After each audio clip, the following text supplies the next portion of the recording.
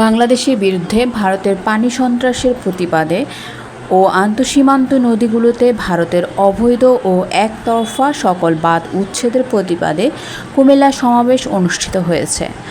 ঢাকা থেকে ত্রিপুরার বাঁধ অভিমুখে ইনকিলাব মঞ্চের লং মার্চের সাথে একতা পোষণ করে শুক্রবার বিকালে কুমিল্লা টাউন হল মাঠে এই সমাবেশ অনুষ্ঠিত হয়। সমাবেশ শেষে টাউন হল থেকে লং মার্চটি বিবির বাজার স্থলবন্দর অভিমুখে রওনা হয়।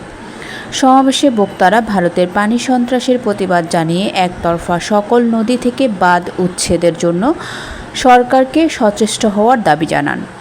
ইনকিলাব মঞ্চের আয়োজনে সভায় 5 দফা দাবি উত্থাপন করেন মুখপাত্র ওসমান হাদি।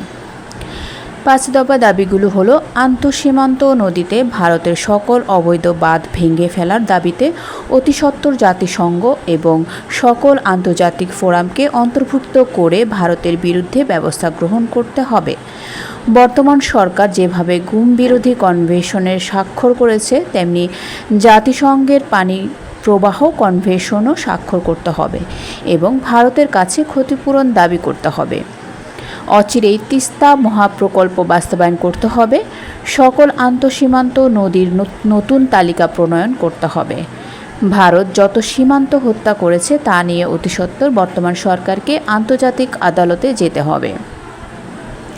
সমাবেশে আরও বক্তব্য রাখেন বিশিষ্ট ইসলামিক বক্তা মুস্তাক ফয়েজি, গবেষক খন্দকার রাকিব, ঢাকা থেকে আসা বৈষম্য বিরোধী ছাত্র আন্দোলনের সমন্বয়ক AK জুবায়ের, বিশিষ্ট রাজনৈতিক ব্যক্তিত্ব জামায়াতে ইসলামী কুমিল্লা মহানগরের আমির কাজী দ্বীন মোহাম্মদ, ইনকিলাব মঞ্চের সদস্য বিএনপি নেতা নিজাম উদ্দিন কায়সার, পরিবেশ বিজ্ঞানী গোলাম আলী সুমন, ইনকিলাব মঞ্চের সদস্য ছাত্রদল নেতা তোফায়েল আহমেদ সহ অন্যান্যরা।